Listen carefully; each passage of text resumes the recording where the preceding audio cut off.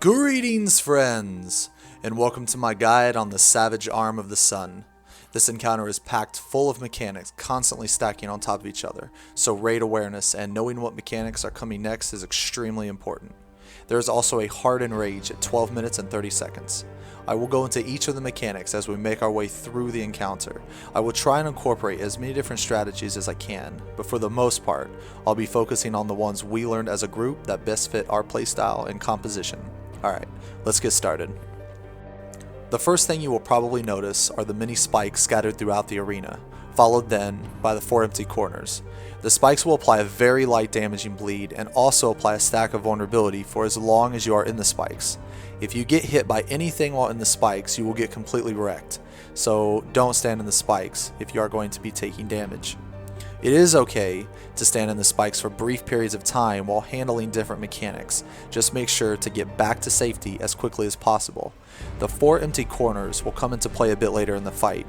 Those corners will turn into rooms and will need to be handled in a very specific way. I would recommend establishing positions for an upcoming super bomb mechanic. The positions won't come into play immediately upon engaging the boss, but they will be very important soon. Here's an example of what we do.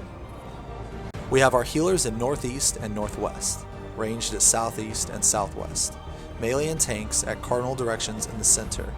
This is by no means the only way to do this, and I encourage you to experiment with your own group to see if slight adjustments might be more comfortable for you and your raid members.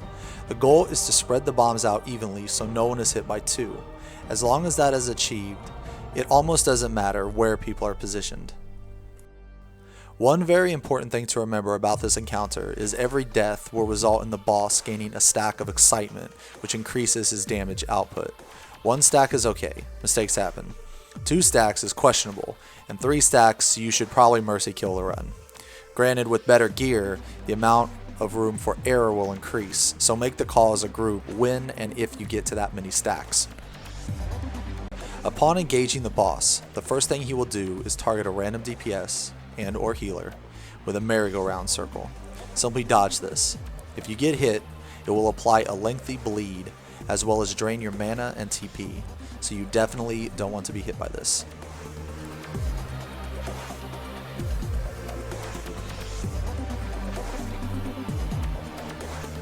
All Thoughts will then cast Sizzle Beam.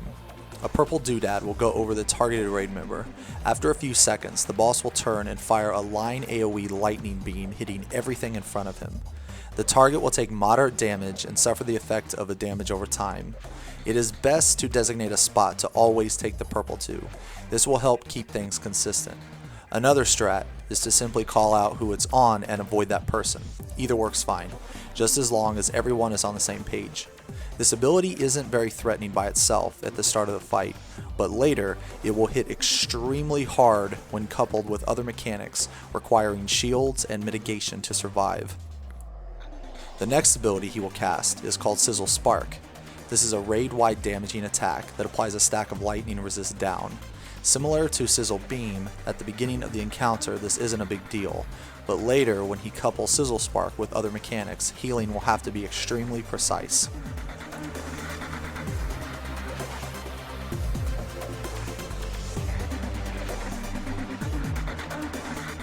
Okay, so now All Thoughts will do super bombs. Remember your positions? A bomb will attach itself to each raid member and can be moved by dragging it around. After 8 seconds, they will explode, dealing moderate AoE magic damage and apply a stack of magic vulnerability up. So if you get hit by 2, you will die. You cannot outrange your own bomb, and you will always be hit by it. So it doesn't matter how close you are to your bomb, just make sure you aren't close to anyone else's bomb. It also doesn't matter if the bombs are in the spikes. You might have to go out in the spikes for a brief period of time to drag your bomb to the designated location, then get back to safety before it explodes. It's pretty easy once you see it a couple times.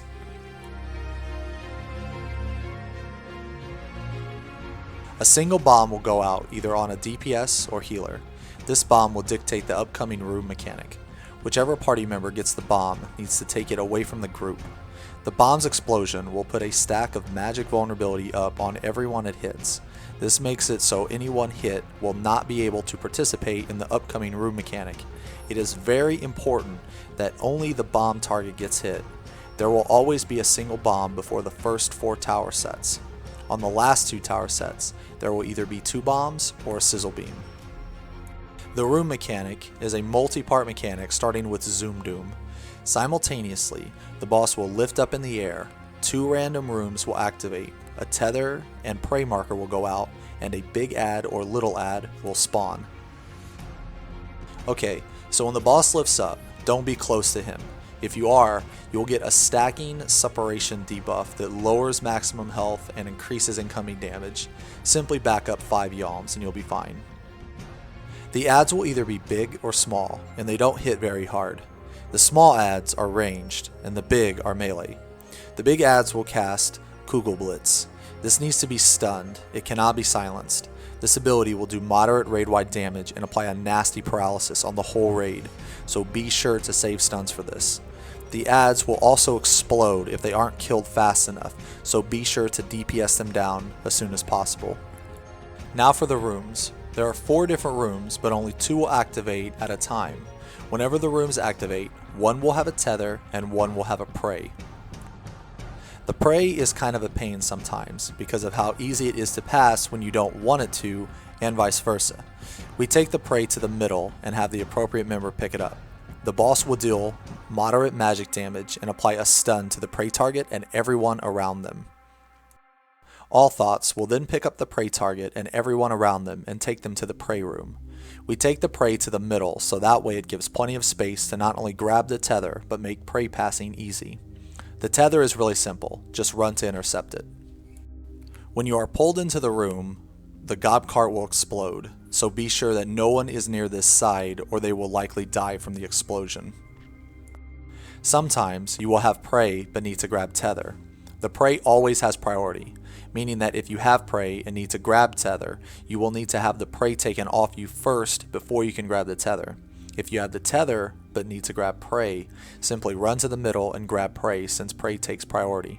It will take a couple times for your group to get the feel for this because you can trip over yourselves trying to do this mechanic from time to time, but once you do it a few times, you'll get the hang of it.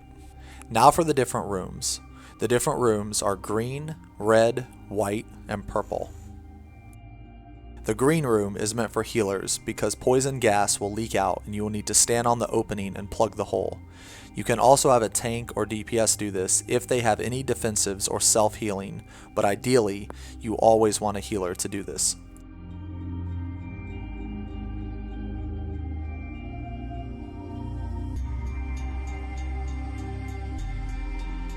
The red room is for casters only. Once inside the red room, don't move or activate any abilities because doing so will cause you to suffer damage. An ad and padlock will spawn. Just let the ad attack you. The members outside of the room will have to DPS the padlock so that the person inside the room can kill the ad and escape. Once the padlock is destroyed, kill the ad. The white room is supposed to be for a tank, but can be for anyone.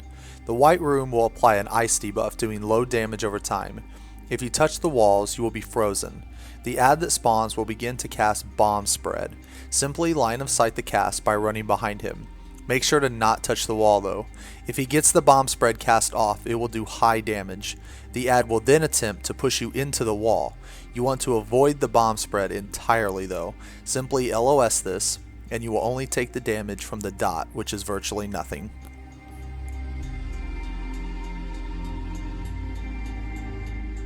The purple room is intended for physical DPS.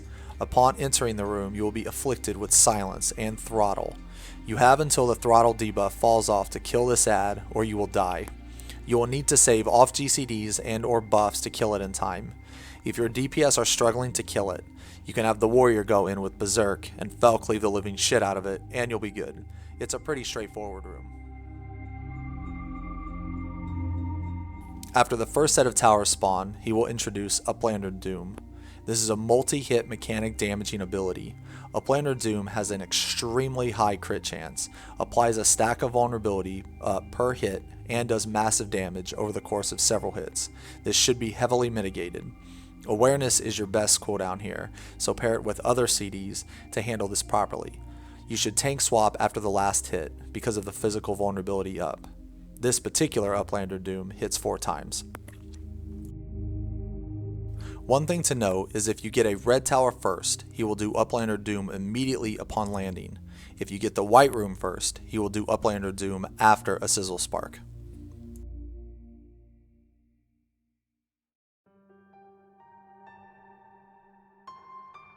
After this, there will be another Sizzle Beam, Single Bomb, then Zoom Doom with rooms. The rooms that will spawn this time will be the 2 rooms you did not get the first time. It is also possible to skip tower sets with high enough DPS. After the second set of towers, the spikes will go down, 3 massive balls will begin to roll around dealing moderate damage, and he will transition into the first True Heart phase. All thoughts will start with Uplander Doom, which hits 5 times.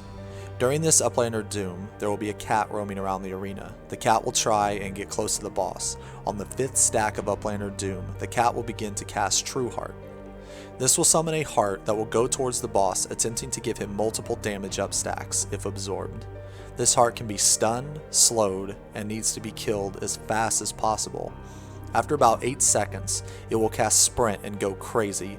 Ideally, you want to slow it immediately, but wait about 4 GCDs before you stun, so that way it gives you the most time to kill it, because it does not sprint right away. On the application of the 5th Uplander Doom stack, we tank swap and pull the boss south to get it far away from the True Heart. The boss will cast a Sizzle Spark here, followed by Healer Fire.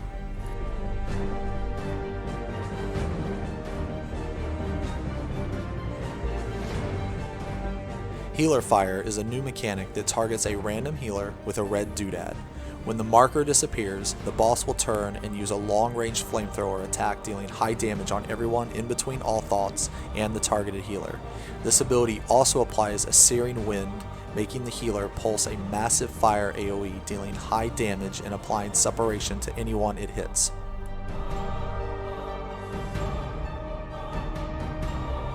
This mechanic is handled relatively easily. Simply designate one of the sides for the healer to go to if they get targeted. They should still be able to heal and or DPS without hitting the group with Searing Wind.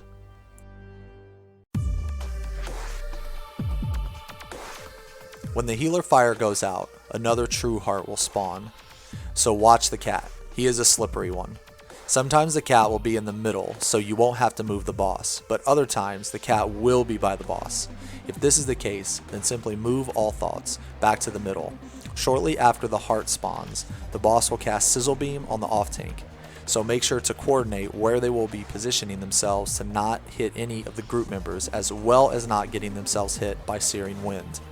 After the True Heart dies, make sure the boss is back in the middle, because all thoughts will then cast Sizzle Spark again, and this will transition you back into the tower phase with the spikes rising.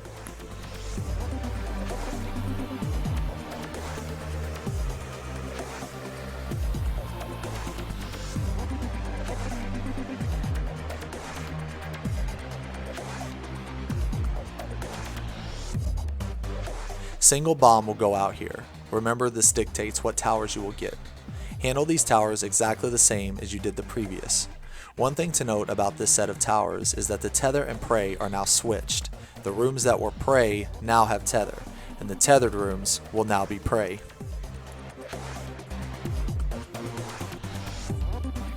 On this set of towers, all thoughts will do Uplander Doom only after the red room, so if you get the white room, he will not do Uplander Doom until the next tower set. After these 2 tower sets, he will cast 2 Sizzle Sparks, then a Sizzle Beam, or Super Beam. The reason this Sizzle Beam is so deadly is because of the 2 stacks of lightning resist down all thoughts is just applied. This Super Beam needs to be mitigated heavily with shields and mitigation.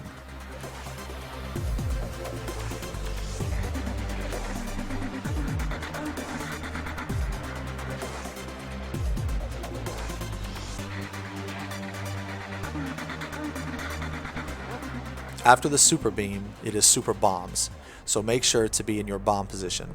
Keep an eye on the party member that was targeted with Super Laser, because they will need an immediate heal after the bomb explosion. Following Super Bombs, the boss will cast 2 Sizzle Sparks, then Uplander Doom. This one hits 6 times.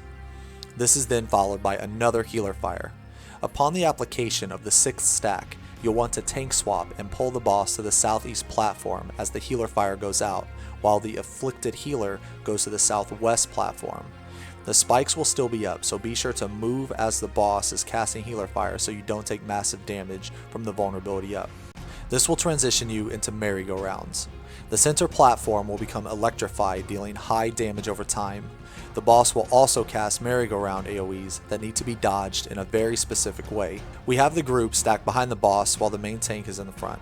The main tank will never be targeted with merry-go-rounds if everyone is alive, so you can dodge these by going clockwise or counterclockwise as a group, keeping constant damage on the boss while executing the mechanic. After the first set of merry-go-rounds, he will cast a Sizzle Spark, so make sure you're not on the spikes. This is then followed by more merry-go-rounds. Now by this time, the afflicted healer should start to make their way over to the group. Once you take the Sizzle Spark damage, sprint over and rejoin the group. If the healer is targeted by the merry-go-round, be sure to not put the AoE where people are dodging and time it right so you enter the group at a safe time. Once the second set is done, the boss will cast 2 more Sizzle Sparks followed by another Super Laser. Designate a spot where the Super Laser goes so no one is hit by it except the original target, and mitigate this one the same as before. Following this Super Laser will be 2 more Sizzle Sparks, and then the spikes will go down once again. All Thoughts will cast another healer fire here.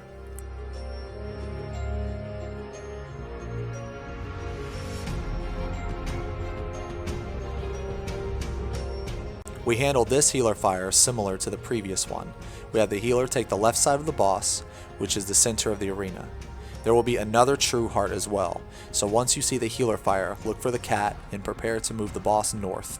Handle this True Heart the same as before. Shortly following the True Heart, the boss will do Uplander Doom and then cast Sizzle Beam. We take this one to the wall. All Thoughts will then cast another healer fire, and the cat will spawn another True Heart. So once the fire goes out, move the boss away from the cat as soon as possible. And remember, keep your eye out for that cat. He's a slippery one.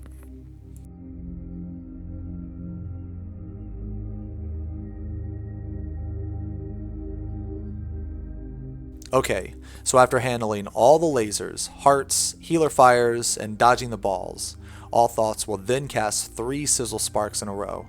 The healer's debuff will also wear off at this time. After the 3rd Sizzle Spark, move the boss back to the middle because the spikes will go up again and you will transition into the 2 final room sets.